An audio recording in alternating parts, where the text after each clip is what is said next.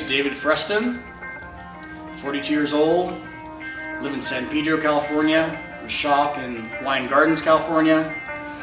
I'm also known as Chopperdave. Manufacture cast aluminum motorcycle parts, cast bronze parts. I do custom machine work, I do custom fabrication work.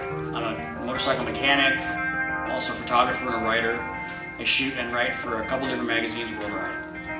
I'm building a turbocharged, fuel-injected Sportster, girl's bike. I'm building a Sportster that when I'm done will probably put 145 or 155 horsepower to the rear wheel that will handle better than most Sportsters out there. I'm building a full-on Sportster street tracker. The entire bike I'm pretty much hand building, starting with the Sportster motor, and I'm building everything else out from there.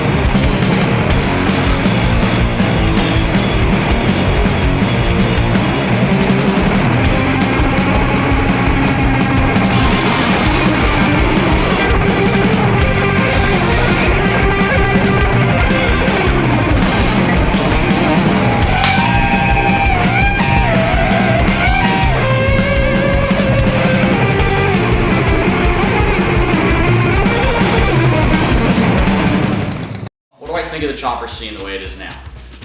I think it's a little bit insane. I think it's gone the direction of punk rock and skateboarding and tattooing and become far too mainstream. I'd like to see it go underground again and be a real outlaw thing to be doing. You know, I'm not doing this to make anybody happy, and I really don't give a shit what anybody thinks. And that was pretty much the whole mantra behind guys building choppers in the 60s and 70s. You know, I think some of that's kind of been lost, but with that said, you know, it's still something I love, and the more people that are into it now, it perpetuates it and keeps it going. So that's a good thing. How do I describe Born Free? Complete sensory overload.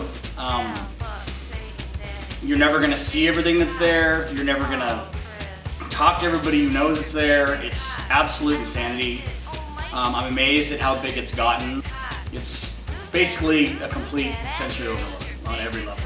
I think there's a bunch of very talented builders building a lot of neat different stuff. I think it's finally gotten to the point where people aren't building just strict choppers for the show.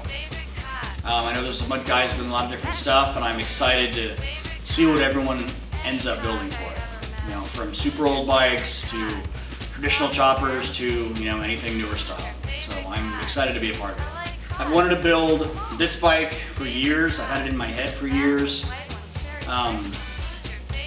Luckily, I am around a lot of performance-oriented motorcycle people, and I didn't want to build a chopper. I built choppers. I wanted to build something else. I wanted to build something that works on every level, that performs, that handles, that stops, that slides.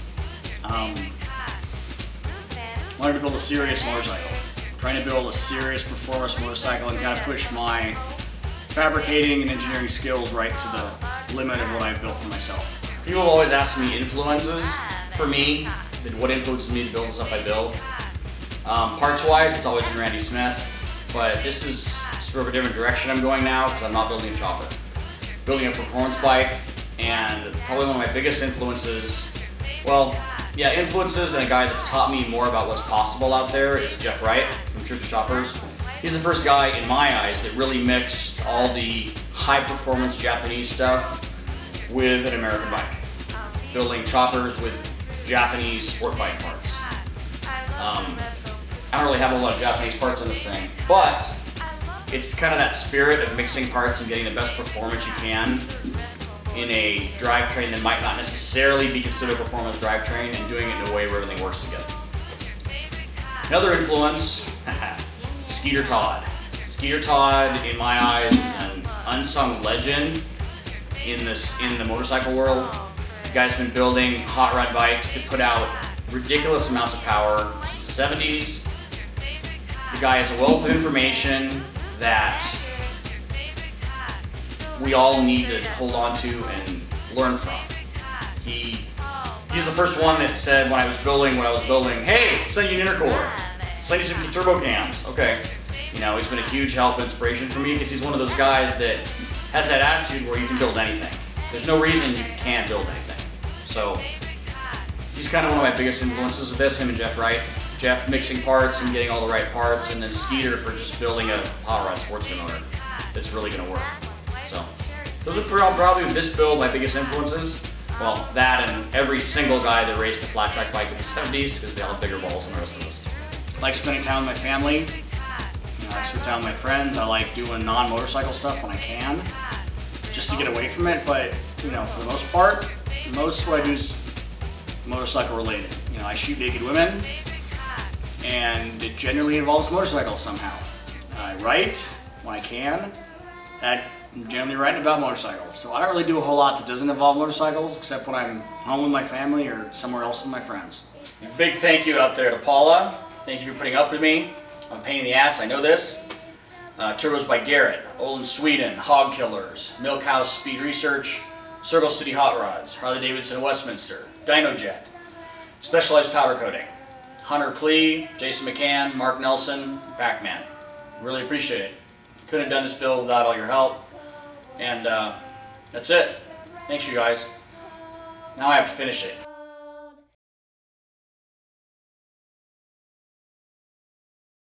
If you or your friends know a girl who models naked who can ride a unicycle, contact me! I need one!